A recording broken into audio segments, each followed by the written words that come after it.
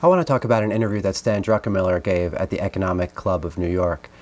And there's one particular point I want to highlight because if you blinked, you would miss it. And he really is talking about something that is a foundational concept that he highlights. In case you don't know who Stan Druckenmiller is, he's maybe the best hedge fund manager that ever lived.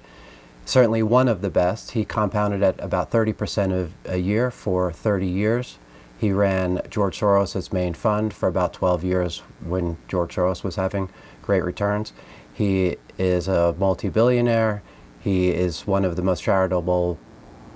In 2009, he was the most charitable man in America, giving away over $700 million to charities that supported medical research, education, and anti-poverty. And of course, professionally, he's a brilliant guy. So I've put the link below, and around 9.5 minutes in, he makes the following statement, quote, "I've made some money predicting boom-bust cycles. That's what I do." Yeah, I'll say he's made some money. "Sometimes I'm right, sometimes I'm wrong, but every bust I've ever seen was preceded by an asset bubble and generally set up by too loose policy." Every bust I've ever seen was preceded by an asset bubble and generally set up by too loose policy. So understanding what he's saying here, what he's saying is the seeds of the bust are sown during the policies of the preceding boom. Just prior to that, he says, quote, "I will go to my grave believing that really loose monetary policy greatly contributed to the financial crisis." So, okay, what's so insightful about this? There's a fundamental question here. Why does the business cycle exist?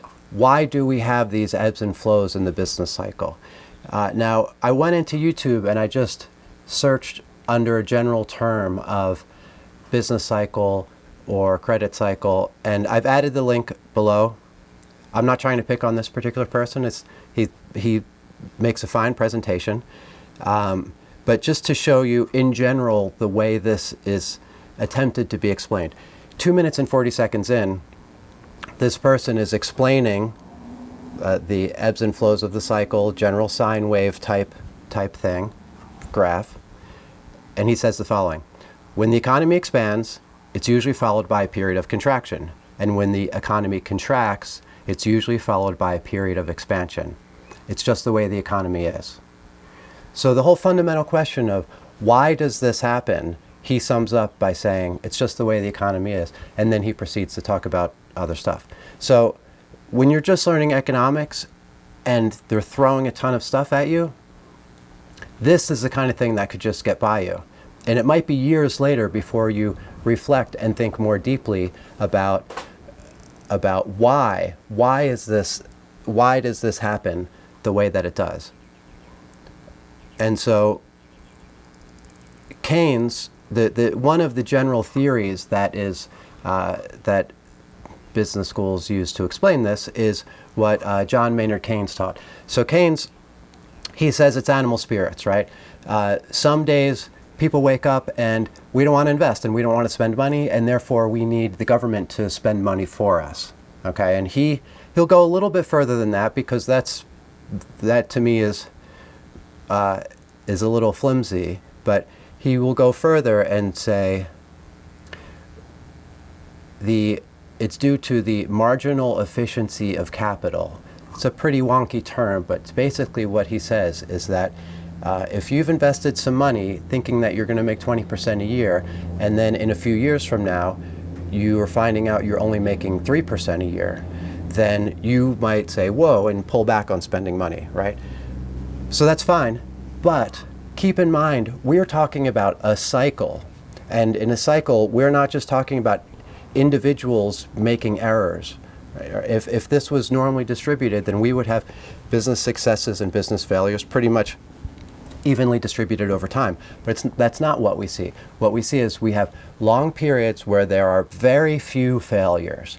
And then we'll have a downturn where there are a high number of failures. Those high number of failures, let's be specific about it. They represent a large number of people making the same mistakes at the same time.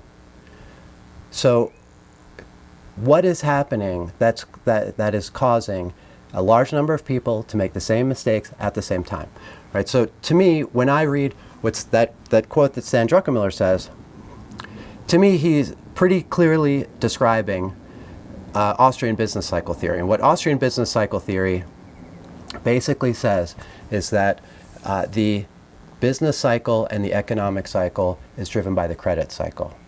And the credit cycle is driven by banks expanding their balance sheet and contracting their balance sheet. That's where credit comes from the banking system. At the core of the banking system is the Federal Reserve, right? And so, and it makes sense that when people talk about GDP, GDP is economic activity, right? So if your household makes $100,000 last year, and then on net it doesn't borrow any additional money and doesn't save any additional money, right? So you've made $100,000 in your household, and your household has spent $100,000. And then next year you still make 100, except on net you borrow 20,000, right? So your economic activity has gone up by 20%. That's a big jump. And what you've done is you have pulled forward the money that you would have consumed in the future when you made the money, right? Except you've borrowed it to spend it now. And so that's a boom for the economy. In aggregate, if we all do this, then economic activity is high, right? And the thing that encourages us to do this is let's start from one random point in the cycle. Let's say we're starting to dip into a recession. The Federal Reserve intervenes in the price of money. Interest rates are the price of money. If you want $10,000 for a year, it's going to cost you $1,000. That's the cost, is the interest rate. And so the Fed intervenes in the price to make it artificially cheap, to encourage people to borrow. Let's get the economic activity up. And then as the economy takes off, borrowing expands and grows, the economy recovers, maybe the economy starts to, maybe the Federal Reserve at some point starts to worry, well, there's too much borrowing here. This could create inflation, this could create instability on the upside. So the Fed will metaphorically take its foot off the gas. The rate of growth will slow. It'll still be expanding, but it'll be expanding at a slower rate. As the Fed steps on the brake, it'll maybe stop completely, and maybe at some point credit growth will contract.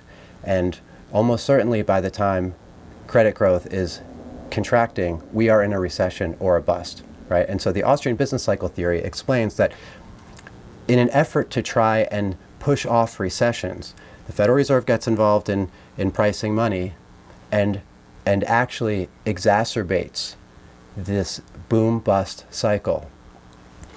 So, and so it's pretty amazing.